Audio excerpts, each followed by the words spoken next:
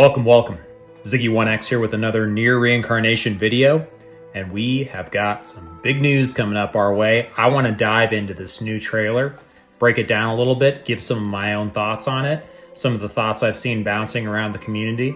I want to also give a thanks to the people on Reddit who translated the angelic script of the new trailer. Made it easier for me. I didn't have to bother with anything. So anyways, let's go ahead and dive into it with no further ado. Let's watch this trailer.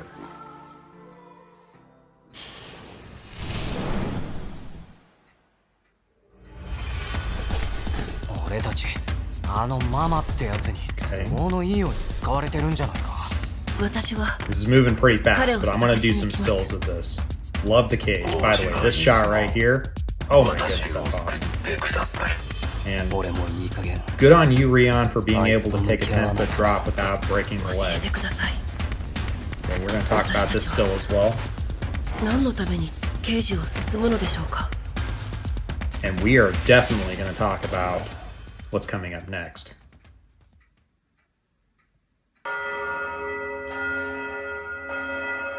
Okay.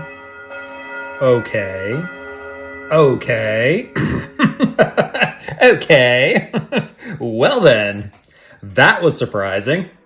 I was not expecting to see that. So let's go ahead and break this sucker down, why don't we? First of all, let's talk a little bit about, let's go into some of the details, and then I'll talk a little bit about the each of those individual slides, the angelic script on them. And let's go ahead and start with first dissecting this trailer just a little bit. So let's take a look here. All right, I'm going to be basically just scrubbing through this sucker here.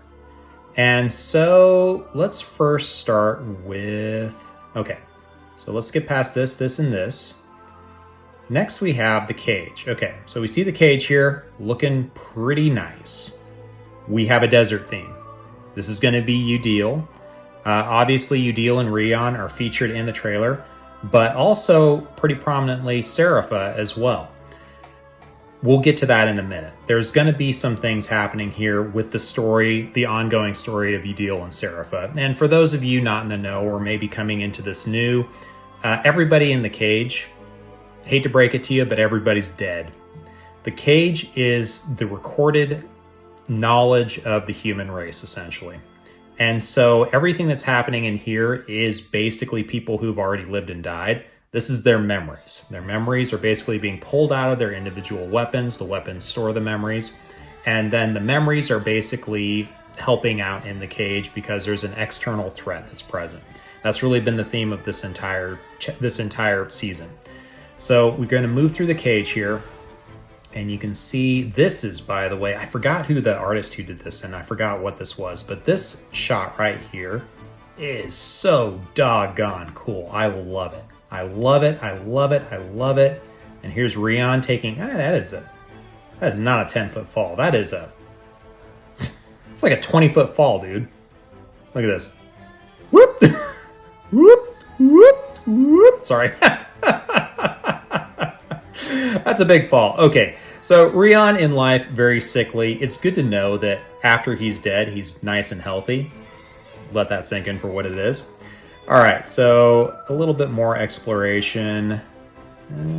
Okay, so this one is where I started to get a little interested here. First of all, we see Lars again, and Lars has been popping up a lot in the story in random places, and he just pops up for a little bit and disappears. Lars has been up to something this whole time, and he's been inside of these memories the whole time. He's doing something. I don't know what yet.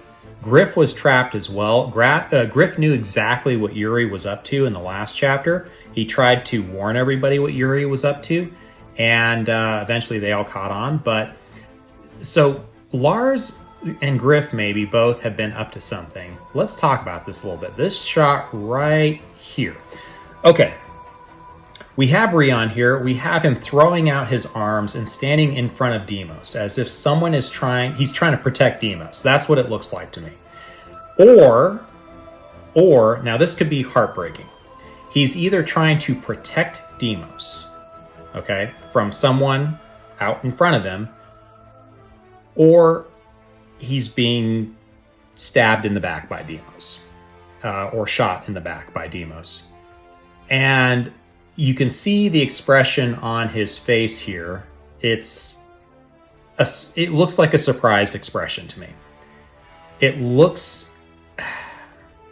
Boy. This is a NieR story, guys. If my head's going to go somewhere, my initial thoughts is that Deimos is going to betray Rion in some way. You can also see, if we look at Deimos here, it doesn't look like his face wrappings are on. And you'll see that in the next still that I bring up here with Deimos in it, his 2-star costume. But that looks like his mouth right there. Right there. That looks like his mouth. I don't see any wrappings on his face. That is a bit alarming to me because every single costume we have ever seen Deimos in has had wrappings or something on his face. And this whole scene right here, it looks very dramatic. It looks like something is happening here. Deimos is the one who fell at the very beginning of this season. And we speculate, we don't know, but we speculate that this is sort of where the abyssal mirror reality costumes come from, is that the characters who fall to the enemy become the abyssal characters. And Deimos was the first to fall, which has led us to he was also the first abyssal mirror costume that we got in the game, in the gacha. So this has led some of us to speculate that maybe the fall and not escaping from that first engagement is what led to Deimos becoming an abyssal mirror in this character. In the rest of the story, as we go on, F66X became an abyssal, Yuri became an abyssal, and is one day basically they gave up. Like something broke them. And so their reality fragmented, essentially. They went a different path and they became corrupted. I don't know what's going to happen with the scene, but I'm diving a lot into this because I think that, and since this is one of the stills we usually get 2 stills per chapter. I think the still is important. Kind of like the Devila and Popula still we got in the last chapter, kind of like the one that had 063Y and Yuri walking away from F66X, who was basically chained down. She was held in captivity. And she's a prisoner, haha. Anyways, so let's move on with this. I have my own speculations. Either Rion is defending Deimos or he's being stabbed in the back by Deimos. That's just where my headspace is at based off of this picture. So let's go ahead and scrub through this a little bit more. Now something very interesting happens. Watch this. I'm just doing it basically slide by slide. And then we get... Where are you? That little gem right there. Okay. This is the enemy, or at least this is the physical manifestation of the enemy, which is Earth, that we saw in the very beginning. It's the first fight you have in the new season, and you're fighting against Earth, basically. And so this is something going on here. This popping up, and also it being the source of what I suspect to be the corruption. It is the corruption in the cage, and it is why the cage is falling apart, this invader, this enemy. And this popping up in that scene with Deimos and Rion, again, leads me to suspect that in some way Deimos betrays Rion. There's going to be, I think, a little duality in the meanings of the angelic script we get here, and I can apply it to both Serapha and Udil and Rion and Deimos. We'll dive into that in just a little bit here. So let's keep going. So that pops up for like all of 1 or 2 frames. I mean, it is quick. So now we go past this guy, and now we get our closing. Okay, love that, by the way. I'm actually incorporating this into my new intro. I think it's so cool. And okay, so this is important, I think. So it fades in here, doesn't give us much chance to look at it, but look at that pillar there off to the right here. It's being destroyed by this oncoming cloud, this storm front looking deal here. And then, it's Rion here with Mama. So this may be a part of an arc where Rion actually is able to help redeem Deimos. I don't know, because Rion's still here. Or maybe the still comes after this. I don't know, but let's take a look at what happens next. So this pillar, they're all around him. This one gets destroyed by that cloud front there, and then Rion turns around and sees this monstrosity. with giant Gajungas. Yes, I said Gajungas. All right, this to me looks an awful lot like the Queen Beast. And this is from Drakengard 1. And there was at some point in the data mine, there was a rhythm game. And I speculated on this months ago when it was first dropped into the data. And I said, well, maybe we're going to be getting a new mini game that will be a rhythm game because it was kind of showing up that way. Well, the thing with the final boss fight, the Queen Beast in Drakengard 1, is that it was a rhythm game. And it was basically that was the whole last fight.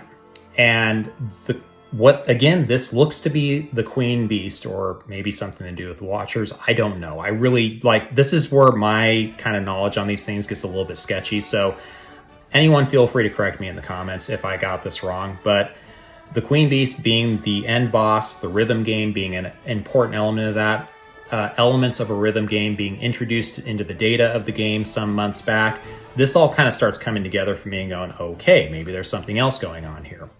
And so then we've got the hands reaching up into that cloud front, and look at those blackbird feathers. Okay, so the blackbirds are basically the symbols of corrupted data in NieR Reincarnation in the cage. Whenever you see a black bird, it corrupts whatever it's influencing.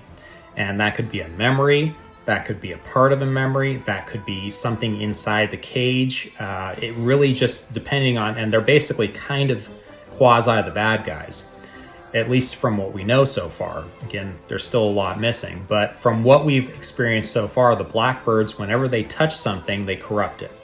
This corruption being present with this manifestation of, again, what I think is the Queen Beast, which is, again, a very big deal. Just to give you guys a little bit of a background on this, for those of you not in the know, for those of you who know, you know, but when the Queen Beast comes to Tokyo, she is pulled in, she and Kame, and Angelo, right? Angelo the Dragon. They're pulled in from another world, from Midgard is the world. They're pulled in to modern day Tokyo. And the final battle takes place between Kame, Angelo, and the Queen Beast. They win, and unfortunately we lose Kane and Angelo. I really do think it's Angelo. Again, I'm sorry if I got that wrong. But then the Queen Beast, as she's collapsing in on herself, her matter turns into this atmosphere of sorts that creates something called white chlorination syndrome. And it basically infects all of humanity. And it leads basically to the extinction of humanity. So the Queen Beast is a big deal. And it takes a long time for humanity to finally become extinct. But that story is told through NieR Replicant, essentially, and is ended essentially in NieR Automata with kind of knowing what happened. I'm giving away a lot of spoilers right now, so I might have to put a spoiler-heavy label at the front of this. But anyways, point being is that Queen Beast is a big deal. If that's who this is, if the corruption in the cage, the blackbirds or the birds is a representation of that, okay. So that's that, okay? And we're getting this on the 28th. Boy, am I excited. So it's going to be after Thanksgiving. We're going to have a little bit of time. Hope all of you guys, by the way, have a wonderful Thanksgiving in advance. And now let's go ahead and bump out of here and take a look at some of these stills that I put together. And let's first start with this guy right here. So we've got this first still here, and then we've got the translation for it. I won't let anyone take it away from me. This time with my own hands. Okay. And in this picture, we see on the right, we see Serapha, and on the left, we see Udil. You see the smaller pictures of them inside, and then you see their larger silhouettes, and I'll show you what that looks like here. There we go. So it's basically just their 2-star artwork. You slap it over the top of that, and that's what you see. The next still we have is this guy right here. Now you can see 3 silhouettes on the side here. Well, what does this say? The second one says, I can smile because you are with me. Who was the girl who had a problem smiling? Well, let's take a look at the still again. If you look in there, you can see it's very hard to see, but on the bottom left, you can see Udil when he's first meeting with Serapha, when he's courting her, basically. He's trying to get her to smile. He's trying to convince her to run away with him. And then you see another scene here on the right with from another scene from Udil's story. This is significant to me because what this tells me is that there's going to be some kind of a resolution in Udil and Serapha's story. It was a very tragic story. Serapha was horrible. Udil, I mean, he was better, but he was still kind of a thug. But anyways, the point is that the big thing with that story is that Serapha refused to smile, and she only finally smiled when she and Udil were dying together, because basically she's an insane person. So yeah, this may actually, since they're already dead, since their memories are living on in the cage, this actually may mean a resolution to their story, which means that Udil and Serapha are going to be a big factor of this. And getting back, by the way, to the duality of things, Deimos and Rion. So we've got this right here, this first one. I won't let anyone take it away from me this time with my own hands. That could go for Rion and Deimos, I think, among any other circumstances. Let's go to this last slide here. Okay. So we see Serapha there on the right, and we see, it looks like, yeah, Udil and Serapha, they're looking at each other again, but then we've got these two silhouettes here. Let's go back actually to the silhouettes of the last one. For the silhouettes, we have Deimos, and you can see what I was talking about there, the bandages over his face. It didn't look like he had bandages on his face in that still, which again is a little bit alarming to me because every single piece of artwork we've ever seen with Deimos is his face has been covered in some way. So his face not being covered kind of makes me go, okay, well that's odd. Deimos, Gale, who we've heard nothing from so far in this story, and Rion. So I think that this is showing us who's going to be involved in this part of the story. So we are going to hopefully see something from Gale. Now let's go to the next one here real quickly. And this one is Lars and Griff.